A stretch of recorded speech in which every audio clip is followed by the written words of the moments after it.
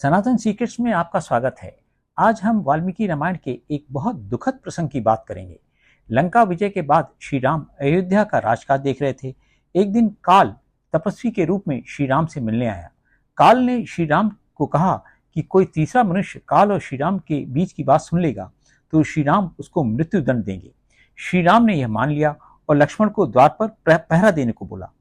काल ने श्री राम को कहा कि ब्रह्मा जी ने संदेश दिया है कि श्री राम का कार्य पृथ्वी पर समाप्त हो गया है और उनकी आयु अब पूरी हो गई है।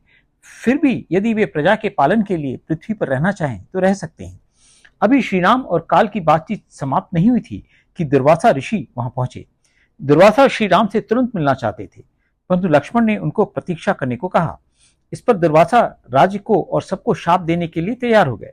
लक्ष्मण ने विचार किया कि श्री राम को बताने पर लक्ष्मण की मृत्यु निश्चित है, नहीं तो दुर्वासा सबको का विनाश कर देंगे। इसलिए लक्ष्मण ने अपना बलिदान देना ठीक समझा। लक्ष्मण ने श्री राम को दुर्वासा के आने का समाचार सुनाया। दुर्वासा आकर बोले कि इन्होंने 1000 वर्षों तक उपवास किया है और उस व्रत की समाप्ति पर वह श्री राम के घर भोजन करना चाहते हैं। अर्थ यह है कि दुर्वासा 1000 वर्षों तक व्रत करके भी अपने क्रोध पर नियंत्रण नहीं कर पाए थे। भोजन जैसी साधारण चीज के लिए सबको शाप देने को तैयार हो गए थे, परंतु श्री राम ने काल को वचन दे दिया था।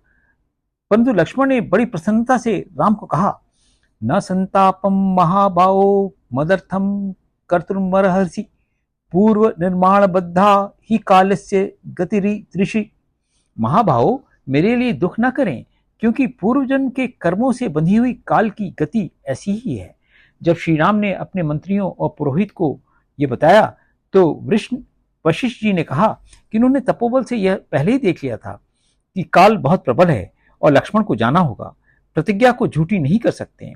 श्री राम ने लक्ष्मण को त्याग दिया। साधु पुरुषों का त्याग किया जाए या वध, दोनों समान है। लक्ष्मण वहां से चल पड़े, अपने घर भी नहीं गए।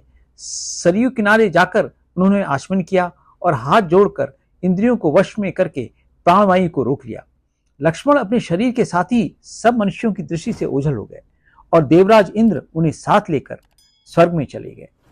जय श्री राम।